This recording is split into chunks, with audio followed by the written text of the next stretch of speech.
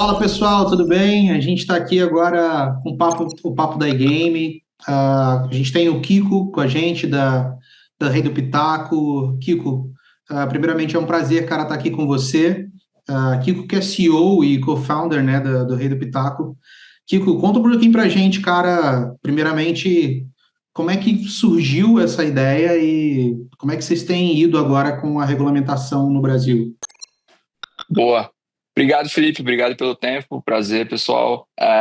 Bom, falar um pouquinho de mim, do Rei do Pitaco, né? A gente criou o Rei do Pitaco em maio de 2019.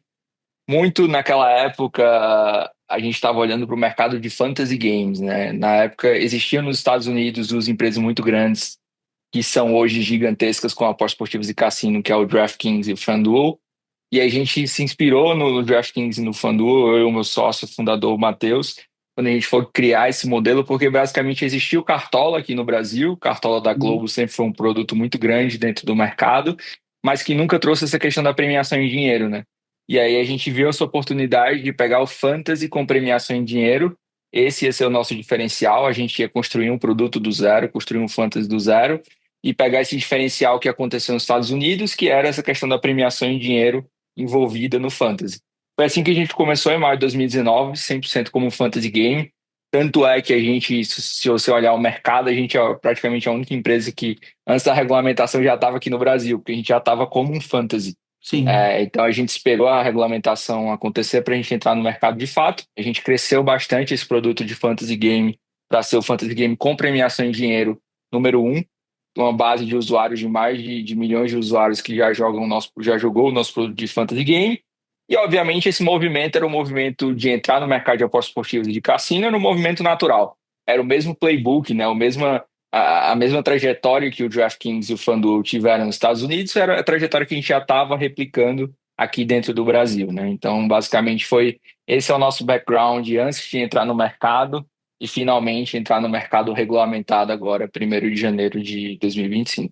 Cara, e isso para vocês foi uma mudança muito grande, porque é o que você falou, né? Vocês não estavam com um olhar muito ainda nas apostas esportivas, mas mais no fantasy, mas vocês também pegaram essa vertical ali. A Uhum, regulamentação mudou muito para vocês já estavam preparados para isso, porque uhum, se a gente pensar, entra tudo uma questão de não só a regulamentação, mas comprar mesmo a licença, e que foi uma discussão que a licença era cara, e era difícil para empresas menores e tal. Como é que foi isso para vocês, assim? Então, a gente é uma empresa que vem se preparando há um bom tempo para operar nesse mercado, né? Acho que desde 2022, quando o mercado offshore já estava bastante grande já, de uma significância, uma relevância enorme, a gente já vinha conversando com reguladores, tentando dar um push para a gente finalmente ter um mercado regulado, né? Ter um mercado Uhum. regulamentado. Então, é algo que a gente, do nosso lado, olhando de fora, né, a gente sempre esteve preparando o terreno para esse momento. Então, não foi, para a gente foi meio que até um pouco além, a gente queria ter que esse mercado tivesse sido regulamentado antes. Então, para a gente se preparou bastante, né? E quando se trata do parte capital, a gente é uma empresa que, por ser uma empresa muito sólida e muito idônea, eu diria assim, a gente tem muitos investidores de fora, né? Então, a gente tem vários investidores americanos, a gente tem um cap table, né, que é o nosso conselho de investidores é bem sólido, com várias empresas, fundos de investimento dos Estados Unidos que investem na gente. Então, a questão da licença para a gente também não foi desafio nenhum, a gente teve tranquilidade para investir esse capital e finalmente conseguir operar dentro desse mercado. Agora, falando um pouquinho da questão de aquisição e de retenção de usuário. Cara, o mercado está se tornando competitivo e avassalador, né?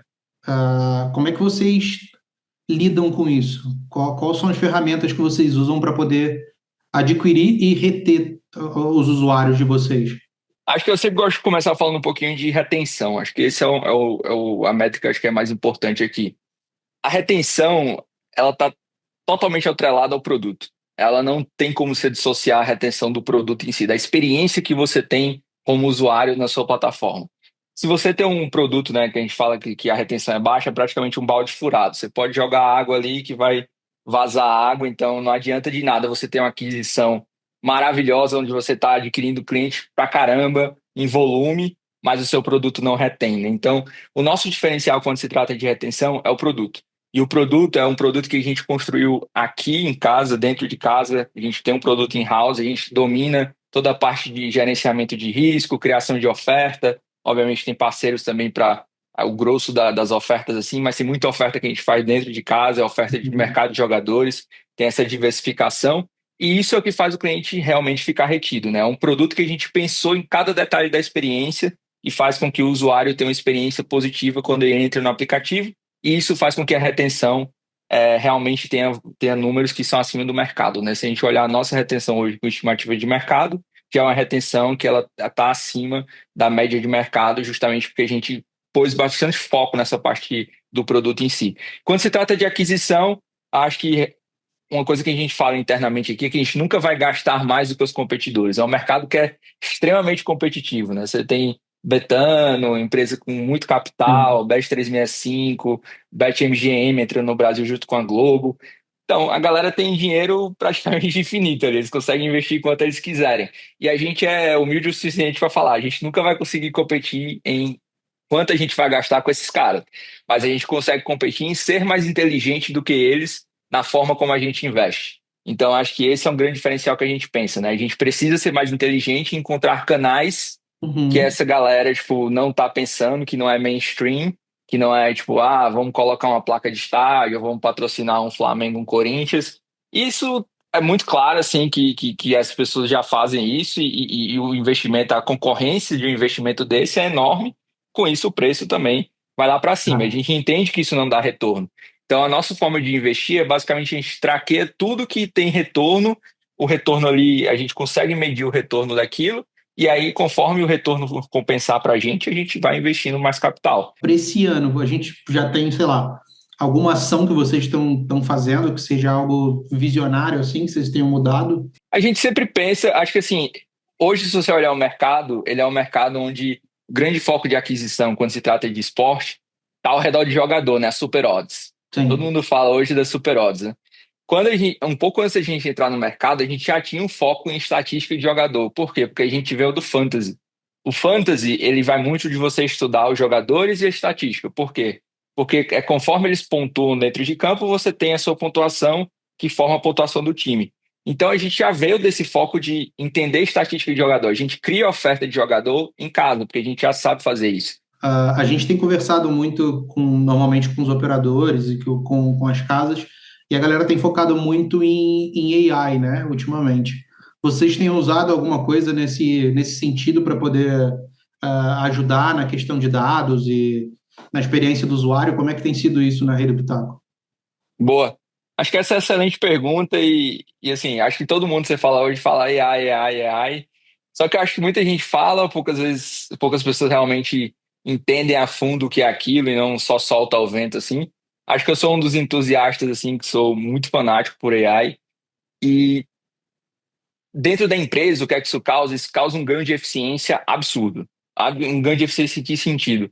Hoje os nossos engenheiros, né, que são as pessoas que desenvolvem o nosso produto, programadores e tal, todos eles têm AI ao lado deles para ajudar a construir o código, ajudar a Uhum. desenvolver o nosso produto, justamente porque eu acredito que você escrever o código em si do software que você está construindo, isso vai acabar. O engenheiro ele vai virar muito mais um arquiteto do que o Sim. cara que está literalmente ali escrevendo linha a linha. Escrever linha a linha e aí já consegue fazer isso muito bem e o arquiteto pensa a solução e o arquiteto ele vai virar um engenheiro. Então, esse é um dos casos que a gente usa. A gente, dentro da parte de marketing, a gente usa o GPT Image Generator para a gente conseguir gerar criativos. A gente usa algumas AIs também de vídeo para, a partir do criativo, gerar um vídeo para a gente anunciar. Dentro da parte operacional, a gente usa muita coisa também para entender modelos de predição do cliente, se o cliente vai embora, se o cliente vai churnar. É, em várias áreas da empresa, a gente entende como a AI pode ajudar e criar e ganhar eficiência. Eu acho que o grande ganho da AI, enquanto os modelos vão melhorando, né? Porque a cada semana praticamente você tem um lançamento de um É. modelo novo e você sempre tem que estar se atualizando ali.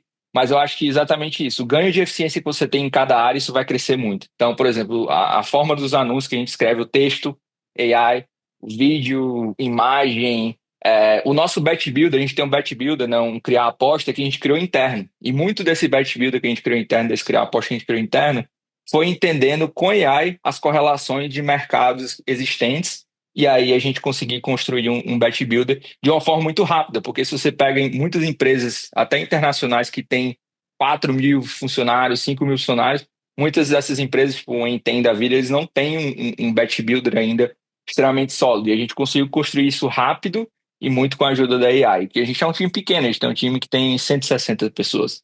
E a gente entende que com AI a gente consegue ainda mais ganhar eficiência para bater em empresas que têm 3.000 e ainda não sabem aplicar muito bem o benefício da inteligência artificial. Agora, falando um pouquinho do futuro, cara, Kiko, a gente vê que o mercado, como você falou, e assim como o AI, ele muda a cada semana. É uma loucura isso. Então, sei lá, toda semana, todo mês tem uma coisa diferente.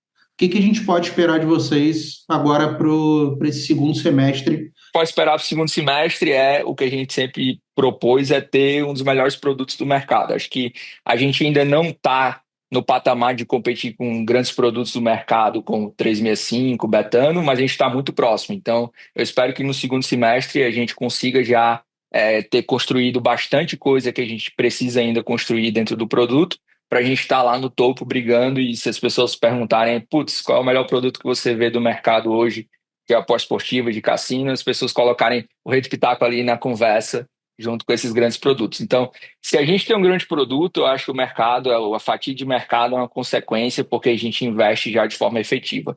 Então, esse é o nosso grande foco, é ter um dos melhores produtos do mercado. Kiko, cara, mais uma vez pô, um prazerzaço poder ter você aqui, a gente poder conversar um pouquinho e a gente poder conhecer um pouco mais do que passa por dentro da tua cabeça aí, né? E da galera que está à frente do Rei do Pitaco. Cara, um prazerzaço. Obrigado, Felipe. Obrigado pelo papo e qualquer coisa eu estou por aqui.